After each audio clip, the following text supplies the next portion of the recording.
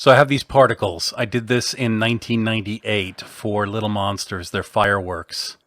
And they use standard Euler integration, which is to say they have a position, a velocity, and an acceleration. And the acceleration gets added to the velocity gets added to the position, and that's how they advance in space at every Euler step. But they have floating point birth frames. So instead of chunking out, puffing out frame by frame in large groups, or instead of in subframes, every particle, if you want to think of it this way, is in its own subframe.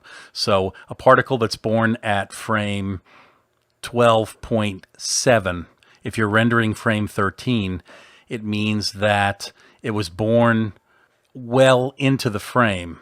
70% of the way of the frame is already done before it's born. So it gets 30% of its motion. Then the frame is rendered. Then it takes the rest of its step in the next frame. Then the Euler integration addition is done, where the acceleration is added to the velocity, velocity is added to the position. And then that new vector step gets done to the particle, but only for the length of what's left of that frame's life.